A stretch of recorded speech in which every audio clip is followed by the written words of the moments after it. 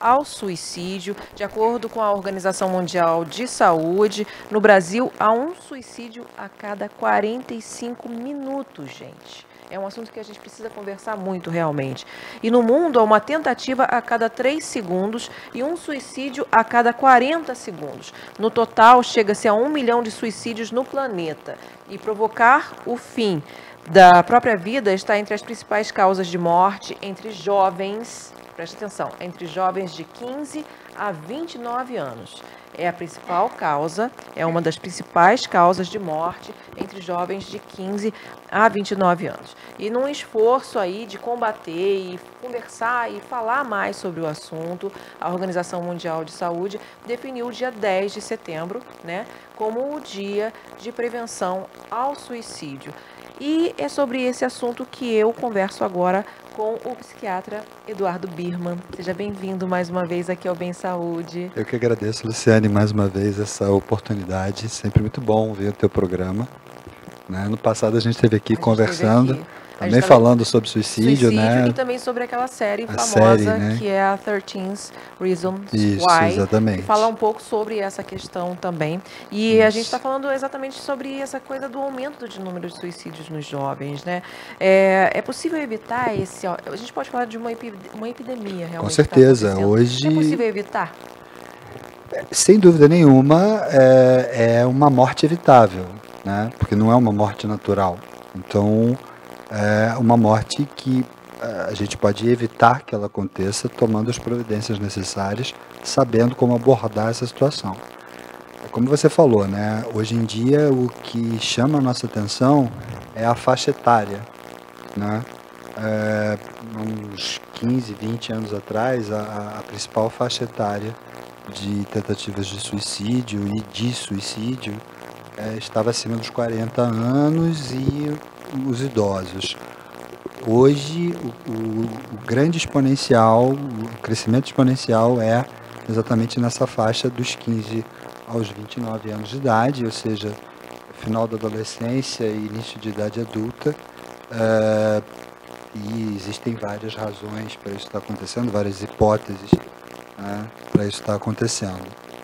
É muito importante que a gente quebre alguns tabus, e a gente está fazendo isso aqui no seu programa. Falar sobre o assunto é fundamental. Não ter medo de abordar, não ter medo de perguntar, não ter medo de chegar perto de uma pessoa que você perceba que está com um comportamento diferente, mais arredio, parou de fazer suas atividades habituais, suas atividades prazerosas, e realmente chegar e perguntar a essa pessoa o que está acontecendo, se ela está precisando de ajuda. Existe um mito, né?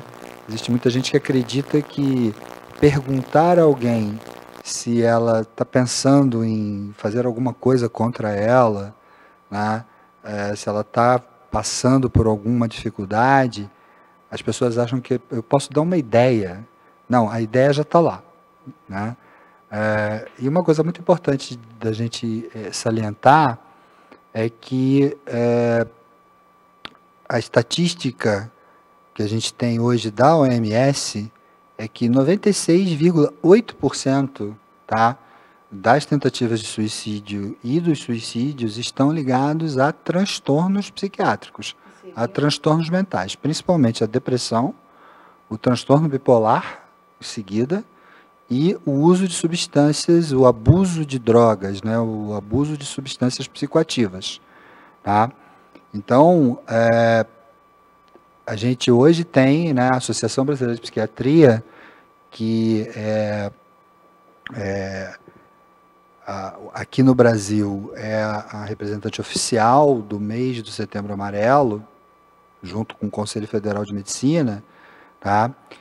Esse ano, desde 2014, a gente conduz essas campanhas. A gente hoje em dia, esse ano, a gente está colocando assim, a tentativa de suicídio é uma emergência médica, tá? Então, não é para se fazer alguma coisa assim em casa ou esperar um atendimento. Não, tem que se levar a pessoa ao hospital, tem que se chamar o SAMU se for necessário, entendeu? Tem que se ir a uma emergência e, de preferência, uma emergência psiquiátrica, devido à relação estreita que existe entre a tentativa de suicídio e os transtornos mentais, né? E depois dar uma continuidade a esse tratamento, porque é extremamente comum que, após uma tentativa de suicídio, que num primeiro momento, graças a Deus, foi frustrada, a pessoa volte a tentar, se não for tratado o quadro base. Bom, a gente sabe que a maior parte da população não tem plano de saúde, muitas pessoas dependem da saúde pública, e essa é uma questão que preocupa muita gente, né? Claro. Às vezes as pessoas querem, sim, buscar uma saúde mental, mas não tem recurso suficiente. Por exemplo, em Petrópolis, se a pessoa necessitar ali de um apoio psiquiátrico ou de um apoio psicológico, Certo. ela tem onde recorrer? Sim, claro. O município tem o ambulatório de saúde mental, que há pouco tempo saiu ali da Floriano Peixoto e está hoje na Dom Pedro, com uma acessibilidade muito melhor. Existe o CAPS adulto, existe o CAPS álcool e drogas para quem tem problemas com o uso de substâncias. Dentro do ambulatório de saúde mental, como eu falei, que fica hoje em dia ali na Dom Pedro, você não tem apenas psiquiatras, você tem psicólogos, você tem assistentes sociais, você tem... Então, é possível buscar ajuda dentro da rede, dentro do SUS, sem dúvida nenhuma. No caso de uma tentativa efetiva, né, o melhor seria, primeiro, ir a um hospital geral, uma emergência, aqui no caso do município, no Alto da Serra, ou as UPAs, para que a pessoa saia do risco de morte. Depois disso, aí sim, encaminhada ao ambulatório de saúde mental, ao Centro de Atenção Psicossocial Nise da Silveira, né? Então existem recursos. É claro, como todo serviço público, isso não é uma questão petropolitana, isso é uma questão nacional, às vezes as filas são um pouco grandes, mas isso não deve impedir ninguém de procurar, e nós temos sim recursos aqui em Petrópolis para que isso ocorra para as pessoas que, por exemplo, não têm um plano de saúde ou não têm condições de arcar com uma despesa médica particular. E aí é importante quem está em casa, que de repente está triste, está com esse tipo de pensamento, que possa procurar ajuda, porque há sim luz no fim do túnel. E também a pessoa que está, o pai, a mãe, o amigo, está sempre observando, porque o suicídio é algo muito silencioso, né? Às vezes a pessoa parece estar bem, mas exatamente. dá alguns sinais na verdade, muito delicados, né? na verdade, é assim,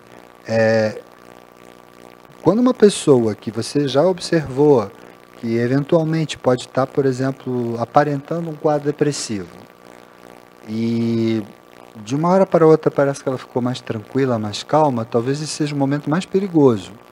Porque uma característica de quem tem a ideia suicida é o que a gente chama de ambivalência, né? É uma espécie de gangorra, né? A gente costuma dizer o seguinte: a pessoa não quer se matar. A pessoa quer acabar com um sofrimento muito intenso que ela tem, e ela, naquele momento, ela não vê uma outra alternativa para acabar com esse sofrimento que não seja acabar consigo mesma, né? Então, essa ambivalência existe por causa disso. Eu não quero exatamente morrer, mas eu não estou vendo outra alternativa para acabar com o meu sofrimento que não seja me matar, né?